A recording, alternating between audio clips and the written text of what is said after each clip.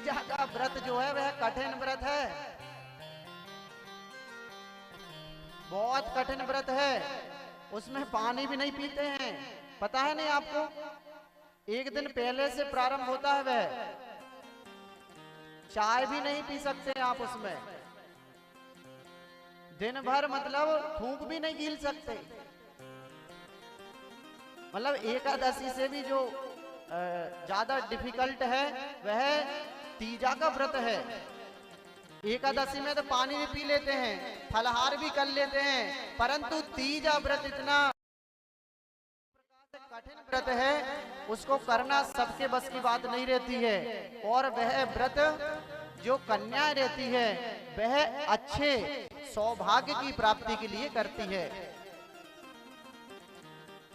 कहते हैं उसी दिन भगवान शिव भगवती जगदम्बा के सामने प्रकट हो जाते हैं। बोली जगदम्बा मैया की जय। भगवान शिव रात्रि के काल में प्रकट होते हैं।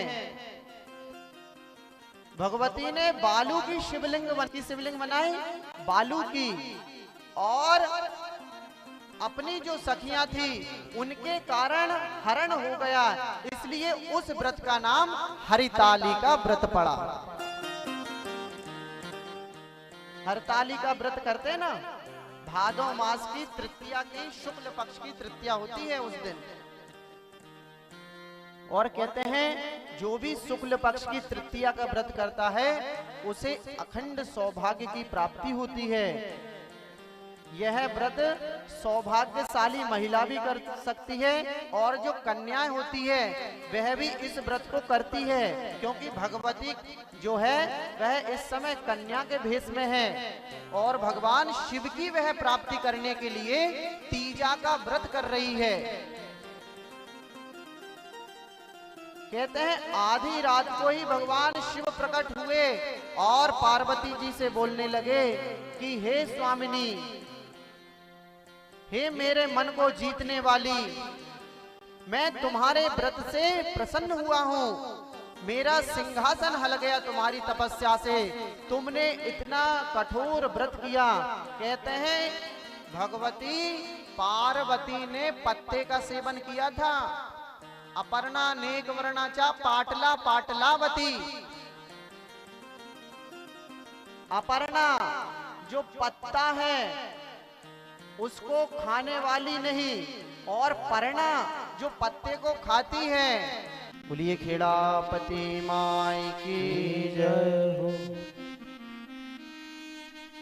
कहते हैं भगवती के समक्ष जब शिवजी प्रकट हो गए तब कहते हैं भगवान शिव से मां भगवती प्रार्थना करती है कि हे भोलेनाथ, मैंने वर प्राप्ति के लिए यह तप किया है और वर प्राप्ति में भी मैंने आपको प्राप्त करने के लिए तप किया है। तो हे प्रभु, आप मुझे वरदान दीजिए कि आप ही मेरे स्वामी हो। भगवान शिव बोलते हैं तथास्तु, और भगवान शिव अंतर ध्यान हो जाते हैं। बोली शंकर भगवान की जय। इधर कहते हैं जब हिमालय को पता चला कि उसकी पुत्री जंगल में घनघोर तपस्या करने गई थी और भगवान शिव की प्राप्ति उसे हो चुकी है, तब वह अपनी पुत्री को लेने के लिए स्वयं ही नंगे पैर चले जाते हैं वन की ओर और बोलते हैं बेटी, तुझे इस हिंसक वन में तुझे डर नहीं लगा? यहाँ पर बहुत सारे हिंसक जीव रहते हैं, यदि तुझे कोई खा जाता, तुझे मार देता, तो फिर हमारा क्या होता? इस प्रकार से विलाप करते हुए रो रहे हैं हिमालय।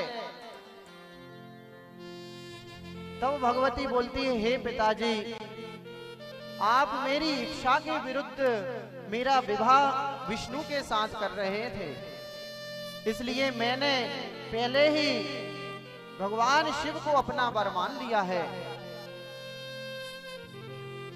तब हिमालय बोलते हैं कि हे बेटी, यदि तुम्हारी इच्छा भगवान शिव के ही प्रति है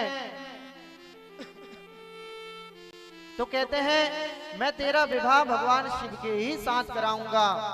और इतना ही सुना था कि भगवती बड़ी प्रसन्न हो जाती। बोली जगदम्बा मैया की जय।